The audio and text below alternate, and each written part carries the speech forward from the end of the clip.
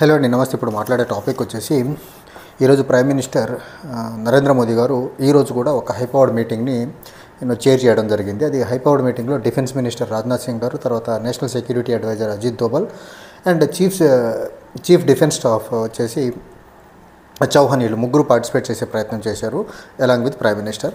And ఈ ఓవరాల్గా పెహల్గాం దాడి తర్వాత జరుగుతున్నటువంటి హైపవర్డ్ మీటింగ్లో ఎక్కడా కానీ అమిత్ షా, కేంద్ర హోంమంత్రి అమిత్ షా అయితే కనపడట్లేదు. అండ్ అమిత్ షా మీద ఈరోజు పహల్గాంలో దాడి జరిగేదానికి one of the prime failure ఎవరైనా ఉన్నారంటే అది అమిత్ షా. ఎందుకంటే ఇంటెలిజెన్స్ డిపార్ట్మెంట్ కంప్లీట్గా హోంమంత్రి కింద ఉంటుంది. అండ్ కేంద్ర పాలిత ప్రాంతమైనటువంటి జమ్మూ కాశ్మీర్ కూడా అడ్మినిస్ట్రేషన్లో కీ సబ్జెక్ట్స్ అయినటువంటి law and order and intelligence ఇవన్నీ హోంమంత్రిత్వ శాఖ, అండ్ యూనియన్ టెరిటరీస్ అన్నింటినీ మేనేజ్ చేసేది కూడా కేంద్ర హోంమంత్రిత్వ శాఖ. కాబట్టి ఇది హోంమంత్రిత్వ శాఖ ఫెయిల్యూర్గా చూడాల్సి ఉంటుంది. అండ్ అమిత్ షా ఈ మీన్ వైల్ ఎక్కడైనా బయటకు వచ్చి మాట్లాడితే ఆల్ గన్స్ అమిత్ షా వైపు ట్రైన్ అవుతాయి. కాబట్టి అమిత్ షా మీద ఒత్తిడి పెరుగుతుందని చాలా జాగ్రత్తగా అమిత్ షాని మీడియా ముందు కానీ హైపవర్డ్ మీటింగ్లో ఎక్కడ లేకుండా మాత్రం చాలా జాగ్రత్త పడుతుంది నరేంద్ర మోదీ గారు. Only to protect the Amit Shah from the attack from the opposition parties అని చాలా క్లియర్గా అయితే అర్థమవుతుంది. అండ్ ఈ హైపవర్డ్ మీటింగ్ చాలా ప్రధానంగా ఈరోజు జరిగేదానికి ప్రధానమైనటువంటి కారణం ఏంటంటే అలాంగ్ విత్ ఎల్ఓసి, ఏదైతే 778 kilometres LOC between India and Pakistan ఉందో, అక్కడ Pakistan for the past 5 days continuously cease ఫైర్ని వైలేట్ చేస్తూ ఇండియన్ ఆర్మర్డ్ ఫోర్సెస్ని కవ్వింపు చర్యలకు పాల్పడుతున్న ఇండియన్ ఆర్మర్డ్ ఫోర్సెస్ చాలా రిస్ట్రెయింట్, చాలా దాన్ని ఏమంటారు, నిగ్రహంగా, చాలా సంయమనం పాటిస్తూ ఎదురు కాల్పులు దిక్కుంటూ కంటిన్యూ అవుతున్నారు ఫర్ ద పాస్ట్ 5 days. ఎందుకు ఇక్కడ పాకిస్తానీ ఆర్మీ వాళ్ళు కవ్వింపు చర్యలకు పాల్పడుతున్నాయి? ఎందుకు ఇప్పటికీ గవర్నమెంట్ ఆఫ్ ఇండియా సైడ్ నుంచి ఆర్మీకి ఫ్రీ హ్యాండ్ అండ్ సిగ్నల్ ఇవ్వట్లేదంటే, ఆర్మీని, నేవీని యాజ్ వెల్ యాజ్ మనకు ఎయిర్ ఫోర్స్ మొత్తాన్ని ఆపరేషనల్ రెడీ చేసి పెట్టుకున్నప్పటికీ పాకిస్తాన్ మీద దాడికి యుద్ధ వాతావరణం ఎరేజ్ అయితే ఆపరేషనల్ దాడికి మొత్తం త్రివిధ దళాలు మొత్తాన్ని ఆపరేషనల్ రెడీ పెట్టుకున్నప్పటికీ ఎందుకు వెళ్ళట్లేదంటే,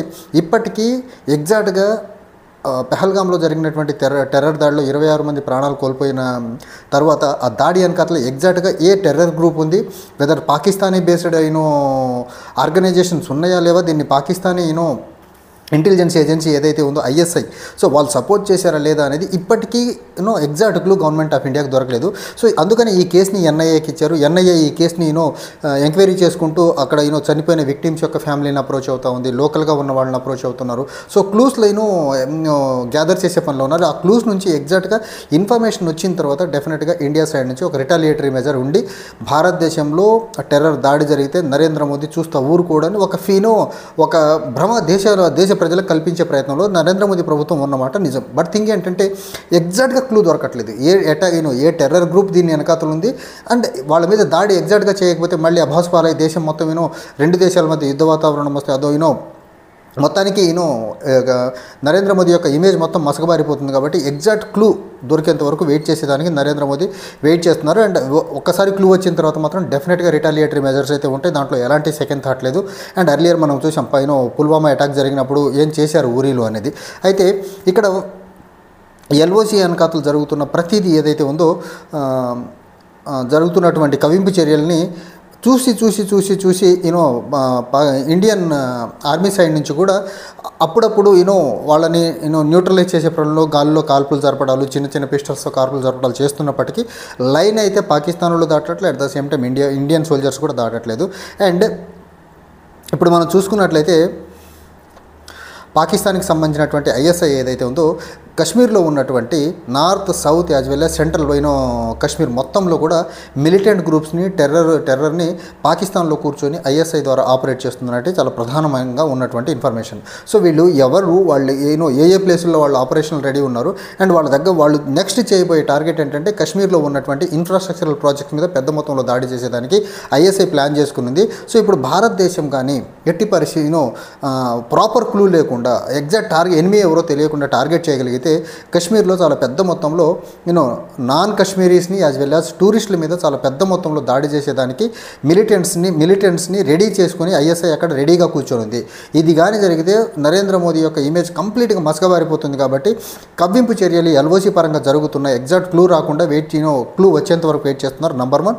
నంబర్ 2, ఇప్పుడు కానీ ఇండియా సైడ్ నుంచి ఎగ్జాక్ట్ ఎనిమి తెలియకుండా రిటాలియేటరీ మెజర్స్ డైరెక్ట్గా పాకిస్తాన్ మీద ఏదో వేగ్గా దాడి చేయగలిగితే ఎగ్జాక్ట్ క్లూ లేకుండా, ఎగ్జాక్ట్ ఎనిమి తెలియకుండా డెఫినెట్గా ఇక్కడ ఉన్నటువంటి మిలిటెంట్స్ ఎవరైతే ఐఎస్ఐ అండర్లో పనిచేస్తున్నారో, Kashmir north, south as well as central కాశ్మీర్లో ఎవరైతే పనిచేస్తున్నారో వాళ్ళు కశ్మీర్లో నాన్ కాశ్మీరీ మీద పెద్ద మొత్తంలో దాడికి కానీ దిగ్గలిగితే ఇప్పటికే 26 మంది టెర్రరిస్టుల ద్వారా చంపబడ్డారనే ఒక అపవాదు, ఇప్పటికీ ఎలాంటి యాక్షన్ తీసుకోలేదనే ఒక అపవాదు.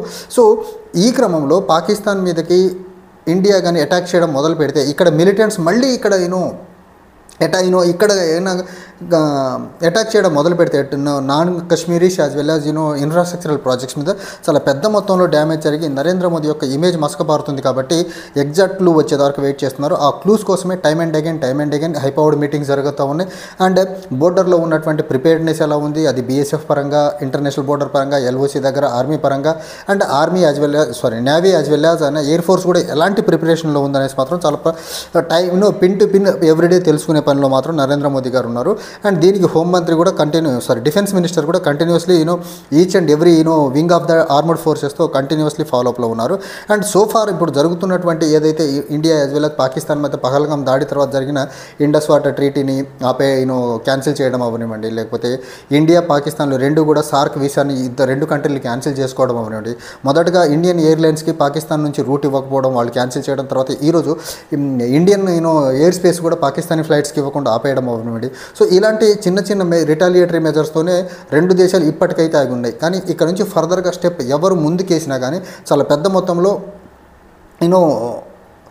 ఇబ్బంది వచ్చే పరిస్థితి ఉంటుంది. కాబట్టి ఆర్థికంగా రెండు దేశాలకు ఇబ్బంది ఉంటుంది. కాబట్టి కొంచెం ఆచితూచి అడుగులు వేస్తున్నారు. ఈ క్రమంలో పాకిస్తాన్ నుంచి జరిగినటువంటి ఒక డెవలప్మెంట్ ఏంటంటే ఐఎంఎఫ్లో 1.3 బిలియన్ లోన్ కావాలి అనేసి ఐఎంఎఫ్లో అప్లై చేయడం జరిగింది. ఐఎంఎఫ్ ఎగ్జిక్యూటివ్ బోర్డు వచ్చేసి నెక్స్ట్ మే 9న ఈ పర్టికులర్ లోన్ శాంక్షన్ మీద ఒక ఫైనల్ డెసిషన్ తీసుకోవాలని ఒక నిర్ణయానికి వచ్చింది. అయితే ఈ పహల్గాం దాడి తర్వాత లోన్కి అప్లై చేయడం, ఈ వచ్చినటువంటి డబ్బును దేనికి యూజ్ చేస్తారో తెలియని పరిస్థితి. కాబట్టి Congress communication head and as well as general secretary Jayaram Ramesh BJP కేంద్ర ప్రభుత్వం మీద ఒక ఒత్తిడి తీసుకొచ్చే ప్రయత్నం చేస్తున్నారు. అదేంటంటే ఐఎంఎఫ్లో పాకిస్తాన్కి లోన్ రాకుండా అడ్డుకోవాల్సిన బాధ్యత ఖచ్చితంగా గవర్నమెంట్ ఆఫ్ ఇండియా మీద ఉంది. ఈ టైంలో ఈ పహల్గాం దాడి జరిగిన తర్వాత ఇలాంటి హైటెన్స్ సిచ్యువేషన్ ఉన్న రెండు దేశాల మధ్య ఈ టైంలో పాకిస్తాన్కి ఫర్దర్గా లోన్ వచ్చేసి ఎకనమిక్ లిబరేషన్ కానీ కొంచెం దొరికితే పాకిస్తాన్ నుంచి ఇంకా పెద్ద మొత్తంలో ఇబ్బందులు వచ్చేదానికి ఆస్కారం ఉంటుంది. కాబట్టి ఖచ్చితంగా పాకిస్తాన్కి ఐఎంఎఫ్ నుంచి లోన్ రాకుండా చూడాల్సిన బాధ్యత, ఐఎంఎఫ్ మీద ఒత్తిడి పెట్టాల్సిన బాధ్యత గవర్నమెంట్ ఆఫ్ ఇండియా మీద, మరీ ముఖ్యంగా గ్లోబల్ లీడర్ నరేంద్ర మోదీ మీద ఉందనేది మాత్రం చాలా ప్రస్ఫుటం. చూడాలి ఇక నుంచి జరగబోయే ప్రతి మైన్యూట్ డెవలప్మెంట్ కూడా రెండు దేశాల బోర్డర్లో మాత్రం ఒక టెన్షన్ సిచ్యువేషన్ అయితే టెన్షన్ సిచ్యువేషన్ ఎరేజ్ అయ్యేదానికి ఆస్కారం ఉంది. అండ్ దీనికి ఎంతో సెన్సిబుల్గా డీల్ చేస్తే తప్ప ఖచ్చితంగా వచ్చేటువంటి నష్టం మాత్రం చాలా పెద్ద మొత్తంలో ఉందనేది మాత్రం చాలా ప్రస్ఫుటంగా అర్థమవుతుంది. అందుకని నరేంద్ర మోదీ బయటికి మేకపోతు గాంభీర్యాన్ని ప్రదర్శించినప్పటికీ వేగ్గా టార్గెట్ చేసి వేగ్గా అటాక్ చేసేదానికి ముందుకు రావట్లేదు. రీజన్ ఈజ్ ఒకటి, సింపుల్ రీజన్ ఏంటంటే వేగ్గా దాడి చేయగలిగితే కంప్లీట్గా ఇంటర్నేషనల్లీ ఐసోలేట్ అయిపోయేదానికి కూడా ఆస్కారం ఉంది. కాబట్టి ప్రాపర్ క్లూ వచ్చిన తర్వాత మాత్రం డెఫినెట్గా రిటాలియేటరీ మెజర్స్కి వెళ్ళేదానికి మాత్రం గవర్నమెంట్ ఆఫ్ ఇండియా, మరీ ముఖ్యంగా నరేంద్ర మోదీ గవర్నమెంట్ వెనకాడదు అనేది మాత్రం చాలా ప్రస్ఫుటం. దీనికి ఎన్ఐఏ ఇచ్చే రిపోర్ట్, ఎన్ఐఏ తీసుకొచ్చే క్లూస్ని బేస్ చేసుకునే next retaliatory measures government of India నుంచి ఉంటాయి. అండ్ ఇక్కడ ఐఎంఎఫ్ ద్వారా లోన్ ఏదైతే పాకిస్తాన్ అప్లై చేసిందో ఆ లోన్ కావాలని అడుగుతుందో ఆ లోన్ రాకుండా చూడాల్సిన బాధ్యత కూడా గవర్నమెంట్ మీద ఉంది. కానీ గవర్నమెంట్ లోన్ రాకుండా చేయాలంటే ఐఎంఎఫ్ దగ్గరికి ఈ పహల్గాం దాడి వెనకాతల ఎగ్జాక్ట్గా పాకిస్తానీ స్పాన్సర్డ్ టెర్రరిస్టులే ఇక్కడ పహల్గాంలో దాడి చేశారనేసి ఎగ్జాక్ట్ ఎవిడెన్స్ ఇవ్వగలిగితే మాత్రం లోన్ రాకుండా ఆపేదానికి ఆస్కారం ఉంది. ఎగ్జాక్ట్ ఎవిడెన్స్ ఇవ్వకపోతే మాత్రం ఖచ్చితంగా ఐఎంఎఫ్ నుంచి పాకిస్తాన్కి లోన్ వచ్చేదానికి చాలా హై ఛాన్సెస్ ఉన్నాయి. ఒక్కసారి ఈ ఎవిడెన్స్ వచ్చి పాకిస్తానీ పాకిస్తానీ బేస్డ్ ఆర్గనైజేషన్స్ మాత్రం పహల్గాం దాడిని సపోర్ట్ చేసే వాళ్ళ ప్రోద్బలంతోనే దాడి జరిగిందని ఒక క్లియర్ కట్ ఎవిడెన్స్ కానీ ఐఎంఎఫ్కి ఇవ్వగలిగితే మాత్రం లోన్ రాదు. అంతవరకు మాత్రం చాలా క్లియర్గా చెప్పగలను. Thank you.